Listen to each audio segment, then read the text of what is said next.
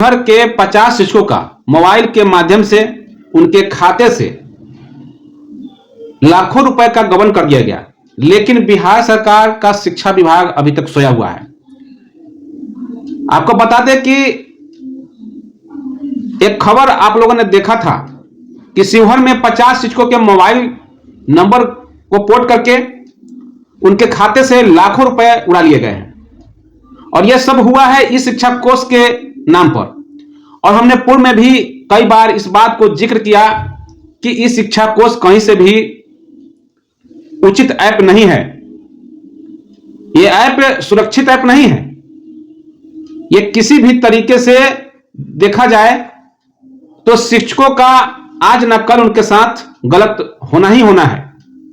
जिस तरीके से प्रतिदिन सुबह शाम फोटो लिए जा रहे हैं, कल को उनके मोबाइल का डाटा लीक कर दिया जाएगा, उनके फोटो को लीक कर दिया जाएगा।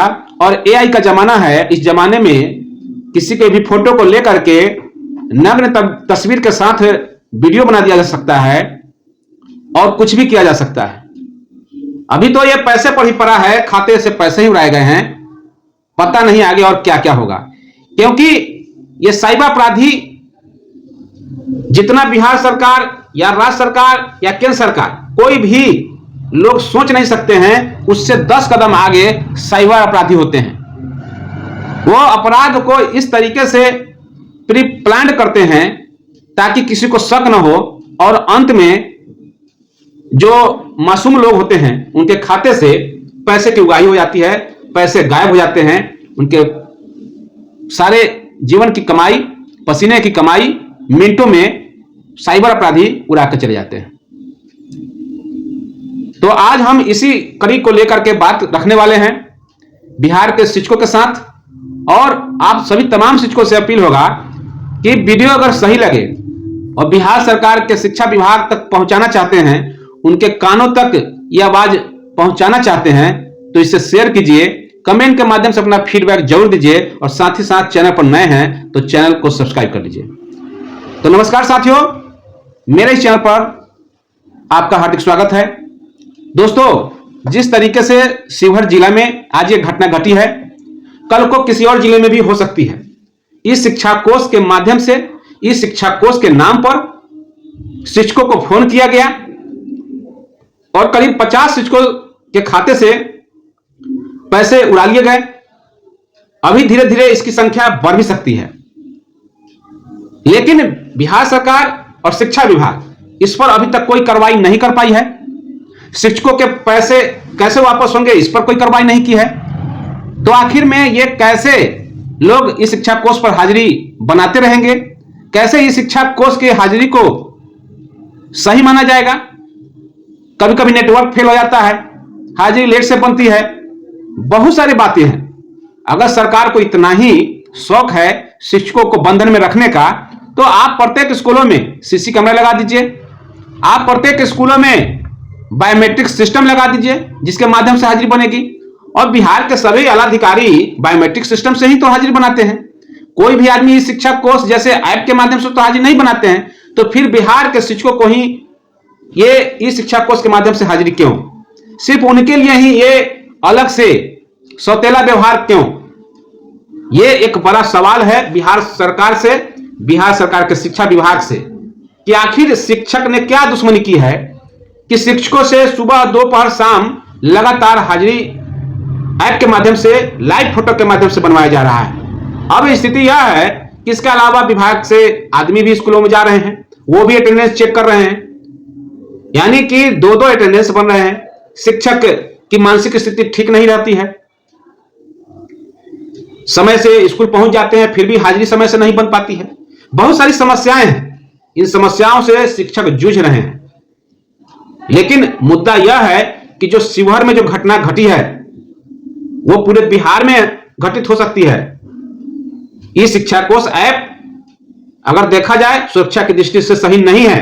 हमने बार बार इस पर वीडियो बनाया है, इस मुद्दे को उठाया है, लेकिन शिक्षा विभाग है कि संज्ञान नहीं ले रही है। तो आपको बता दें कि जो घटना घटित हुई है उसके बारे में हम संक्षेप में आप सबको बता दें कि शिवहर जिले में 50 शिक्षकों के मोबाइल नंबर को पोर्ट कर लिया गया और पोर्ट करके उनके खाते से उड़ा दिए गए पैसे। और आपको सबसे बड़ी बात है कि बिना ओटीपी निकाले रुपए कैसे निकल गए, बगैर स्वीकृति मोबाइल नंबर अलग कंपनियों में कैसे पोर्ट कर लिए गए। जब तक पोर्टिंग नंबर नहीं मिलता है तब तक कोई भी सिम दूसरे कंपनी में पोर्ट नहीं होता है, तो आखिर पोर्ट हुआ कैसे। दूसरी बात है कि सिस्को ने साइबर थाने में आवेदन दिया है और पीड़ित ने संबंधित नंबर से जुड़े बैंक खाते को बंद करा दिया है। तो देखिए सभी लोगों का जो नंबर होता है मोबाइल नंबर उस वह खाते से जुड़ा हुआ होता है, तो उससे जुड़े होने की वजह से उन्होंने खाते को ही फ्रीज करा दिया है, लॉक करा दिया है। सबसे दुखद बात कहें या चर्च वाली बात कहें तो शिक्षा विभाग के कर्मी बनकर के ऐप पर उपस्थिति दर्ज कराने की जानकारी उनसे मांगी गई। और जैसा कि हम सभी जानते हैं कि किस तरीके से एसीएस साहब लगातार वीडियो कॉलिंग करते हैं शिक्षकों को, तो लोगों को लगा कि शायद शिक्षा विभाग ने विभिन्न तरह की जानकारियां लेते हैं, उसी क्रम में ये भी जानकारी ले रहे हैं। और बहुत सारी जानकारी उनके पास थी, जिस जानकारी के आधार पर जो शिक्षक थे उन्हें लगा कि सही में शिक्षा विभाग के अधिकारी ही या कोई उसके कर्मी बोल रहे हैं और वो जानकारी मांग रहे हैं। तो सबसे जो मेन चौंकाने वाली बात है कि शिक्षा अधिकारी बनकर के उन्होंने बात किया और जो नंबर आया है मोबाइल नंबर, उस नंबर से सभी को फोन गया। वह नंबर है 7652520351, यानी कि 7654520351। इससे सभी लोगों को कॉल गया। और इसमें आपको बता दें कि साइबर अपराध का यह नया तरीका और एक अलग मामला यह उभर करके सामने आया है। ऐसा मामला अभी तक शिक्षा विभाग में नहीं हुआ था, और जब से ही ई शिक्षा कोष ऐप आया है उसी के नाम पर यह नया ठगी का तरीका चला गया है। साइबर अपराधी ने खुद को शिक्षा विभाग का कर्मी बताकर के 50 से अधिक शिक्षकों को ई शिक्षा कोष पर उपस्थिति दर्ज कराने के बारे में जानकारी दी। इसके 3 दिन बाद उनके मोबाइल नंबर पोर्ट करा करके जहां उनके सिम ब्लॉक कर दिए, वहीं बैंक खातों से लाखों रुपए उड़ा दिए गए। हैरत की बात यह है कि बगैर ओटीपी लिए रुपए उड़ाए कैसे गए, बिना पोर्टेबिलिटी की स्वीकृति लिए ही मोबाइल नंबर पोर्ट कैसे करा दिए गए। यह अगर देखा जाए तो यह मोबाइल कंपनी पर भी प्रश्न खड़ा करता है। मोबाइल कंपनी के ऊपर भी यह बड़ा प्रश्न है कि आखिर उनके कंपनी द्वारा दूसरे मोबाइल में जब पोर्ट हो रहे थे तो फिर मैसेज क्यों नहीं आया। मामला सामने आने के बाद शिक्षकों ने साइबर थाने में अपराध के संदर्भ में आवेदन दिया है। 50 से अधिक शिक्षकों के बैंक खाते से 10 लाख से अधिक की रकम उड़ाने की जानकारी मिली है। हालांकि शिक्षकों की संख्या व रकम बढ़ सकती है। एसडीपीओ सुनील कुमार ने बताया कि साइबर थाने में आवेदन मिला है, मामला दर्ज करके जांच शुरू कर दी गई है। बता दें कि रविवार व सोमवार को जिले के सैकड़ों शिक्षकों को उनके नंबर पर 7654520351 से कॉल आया। कॉल करने वाले ने खुद को शिक्षा विभाग का कर्मी बताया। उसने ई शिक्षा कोष पर उपस्थिति दर्ज कराने के बारे में जानकारी ली, साथ ही उनके आधार कार्ड, ईमेल आईडी व ईपीएफ अकाउंट आदि की जानकारी देते हुए ई शिक्षा कोष पर उपस्थिति दर्ज कराने में हो रही असुविधा के बारे में बात की। फिर मोबाइल नंबर 7903231176 से उसी व्यक्ति ने व्हाट्सएप पर वीडियो कॉल किया और शिक्षकों को स्क्रीन शेयर करने का निर्देश दिया। शिक्षकों ने स्क्रीन शेयर कर दिया। बुधवार रात में मोबाइल नंबर ब्लॉक होने लगे और शिक्षकों के सैलरी अकाउंट से रुपए कटने लगे। शिक्षकों ने जब सिम ब्लॉक करने के बारे में मोबाइल सेवा प्रदाता कंपनी से बात की तो पता चला कि मोबाइल नंबर पोर्ट कर लिए गए हैं। उसके बाद शिक्षकों ने संबंधित मोबाइल नंबर से जुड़े खातों को बंद करा दिया। साइबर अपराधियों की ठगी का शिकार बने कलावती जियालाल उच्चतर माध्यमिक विद्यालय के शिक्षक मोहम्मद शमसे आलम ने बताया कि व्हाट्सएप वीडियो कॉल करने वाले का चेहरा नहीं दिख रहा था। बताया कि उक्त साइबर ठग के पास शिक्षकों से संबंधित तमाम डेटा उपलब्ध थे। उनकी सैलरी में महज 1000 रुपए थे, जिसे साइबर बदमाश ने उड़ा दिए।